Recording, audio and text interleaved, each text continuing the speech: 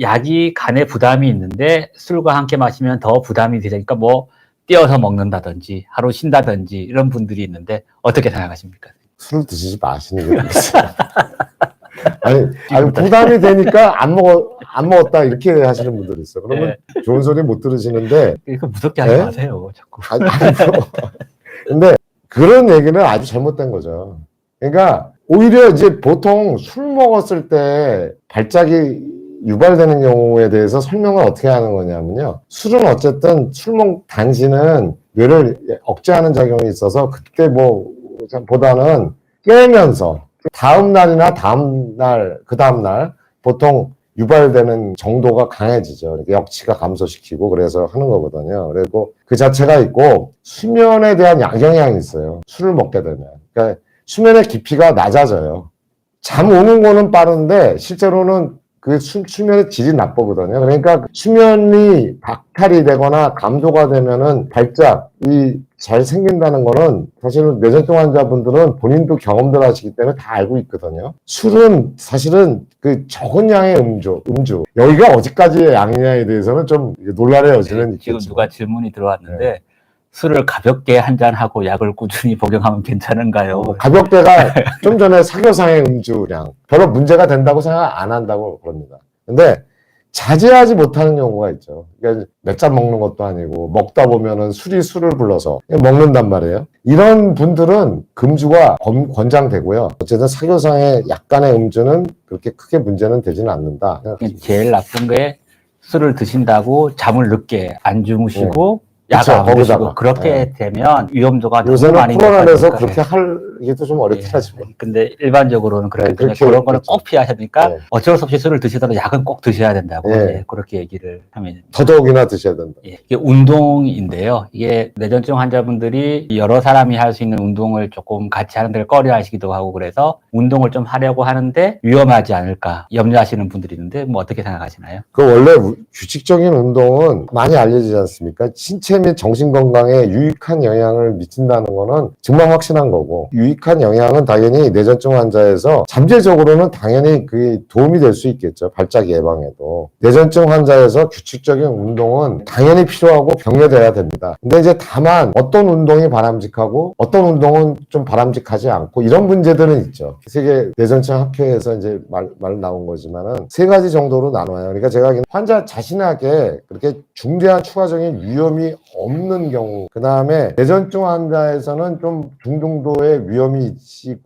있지만 주변인에게 위험이 없는 운동, 그 다음에 뇌전증 환자에게도 중증 위험이 있고 경우에 따라서도 주변인에게 중증 위험이 있는 운동, 뭐 이런 것들이 있겠죠. 추가적인 위험이 별로 없는 거, 찜뛰기, 그 다음에 운동장에서 축구하고 농구하고 배구하고 이런 운동, 골프, 이런 볼링, 이런 것들은 본인한테도 발작이 일어나도 추가적인 위험이 별로 없죠. 물론 굉장히 발작이 조절이 안 되는 사람, 자주 생기는 사람들, 이런 사람들은 제외하고 다 할 수 있는 문제고, 중대한 위험이 있을 수도 있고, 경우에 따라 주변 사람들한테도 위험이 있을 수 있는 것들이 이제 낙하산 다이빙, 서핑, 스쿠버 다이빙, 이런 거겠죠. 그 다음에 또 발작 유형이 의식을 잃는 발작을 하냐, 의식을 잃지 않는 발작을 하냐. 그 다음에 발작이 수면 중에만 나타나냐, 낮에는 안 나타나냐, 이런 거에 따라서 의사가 이제 조언을 해줄 수가 있는 거죠. 근데 아까 말씀드린 대로 그런 위험 정도에 따라서 의사가 조언해 줄 수 있는 상황이 좀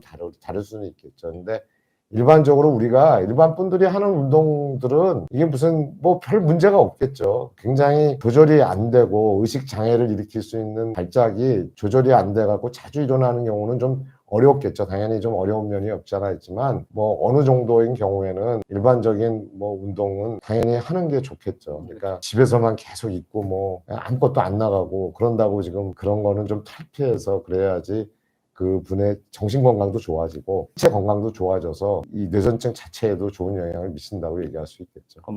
운동도 마찬가지고 다른 사회생활도 마찬가지고 뇌전증이 있다고 해서 그렇게 위축되면 오히려 환자분들한테 더 안 좋은 영향을 줄 수 있을 것 같아서 누가 생각해도 위험한 암벽 등반 아니면 바다 수영 왜냐하면 그때 증상이 생기면 크게 다칠 수 있거나 누가 도와주기가 힘든 상황만 아니면 뇌전증 환자분들이 그것도 운동하는 이제 걸 그런 경우, 위험한 경우도 조절이 아주 잘 되는 경우에 단기간 뭐 못한다고 얘기하죠. 네, 그렇죠. 그러니까 위축될 필요가 네, 없을 네. 것 같습니다. 제가 준비한 마지막 질문도 약을 먹고 1년 동안 한 번도 증상이 없었는데 이거 언제까지 먹어야 되는지 이렇게 질문을 해주신 분들이 있는데 사실 이것도 뭐 이렇게 어려운 얘기인데 선생님 한번 그러니까 설명해 주시죠. 이게 기간이 확실히 정해진 건 아니에요. 근데 일반적으로는 무발작 기간이 2년, 4년 있을 때, 2년, 4년 정도 흘렀을 때 중지 시도를 해볼 수 있다 이렇게 얘기를 해요. 근데 그게 다 해당되는 거는 아니라는 것을 아셔야 돼요. 그러니까 몇몇 특정한 유형 분위들이 있어요. 그러니까 뭐 어렸을 때 생기고 거의 나이가 들면은 재발이 안 되는 이제 거의 안 되는 양성 논란딩 뇌전증처럼 시간이 지나면서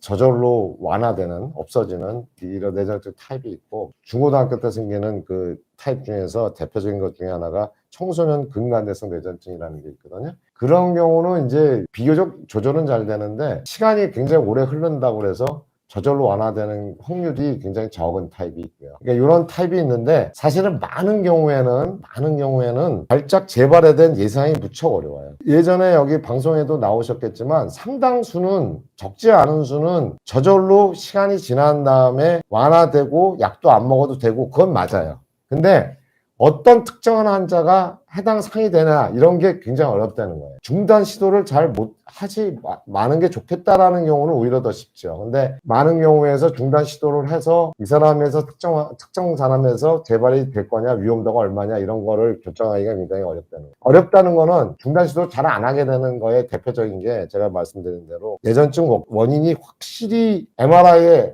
보여요. 뭐 대표적인 게 뭐 뇌피질 형성 이상이라든가 해마경화증, 뭐 환자분들은 들어보셨을 거예요. 들어보셨는데 이런 대표적인 증상 이게 소견이 있어요. 그 뇌파를 중단 시점에 뇌파가 이상해요. 정상이 아니에요.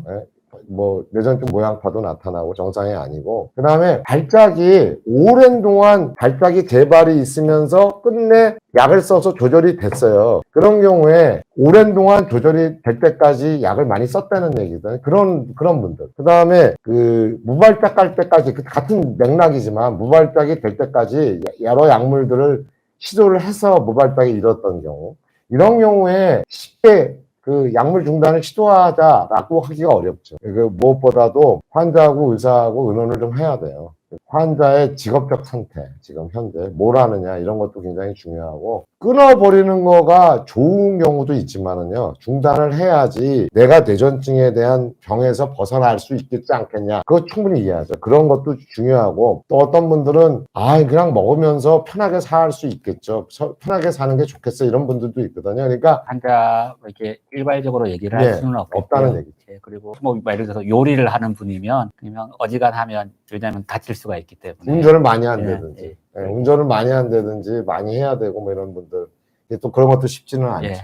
오늘은 뭐 저희가 이만 마쳐야 될 것 같습니다. 혹시 허경 선생님 마지막으로 뭐 하실 말씀? 네, 제가 환자분들한테 말씀드리는 건 상당수 아는 뭐 많이 뭐 60, 70% 이렇게 얘기는 하는데 조절이 잘 돼요 약물은. 근데 중요한 거는 의사도 판단 뭐 잘 선택을 해야 되고 판단을 해야 되고 약을 쓰는데 환자분들도 보면은 복용이라든가 복용을 철저히 하지 못하는 면에 있어서 발작 재발이 일어나는 경우도 많고요. 그 다음에 생활 습관, 생활 스타일 아까 말한 대로 수면 같은 거 가장 수면에 중요한 건데 규칙적인 생활 이런 것들이 좀 어긋나갖고 또 발작이 재발이 돼서 낙담하게 되는 경우도 많거든요. 그러니까 그렇게 되면은 결국 또 그거 가지고 또 스트레스 받고 또 좀 우울해지고 그럴 수가 있거든요. 그래서 제가 맨날 그런 면을 좀 잘 지키면서 그래야지 아무 문제 없이 잘 지낼 수 있다. 제가 그걸 강조하고 싶습니다. 네, 뭐 답답하시고 뭐 약 드셔야 되는 거 힘드시고 그렇지만 그렇죠. 그것도 알고. 임상 의사들은 환자분 도와드리려고 이렇게 진료하고 그렇게 하기 때문에 항상 담당 선생님이랑 상의를 해서 가장 이제 환자분한테 이익이 되는 쪽으로 잘 생활을 했으면 이제 같이 다 행복하게 잘 지낼 수 있지 않을까 생각합니다. 감사합니다. 네, 감사합니다.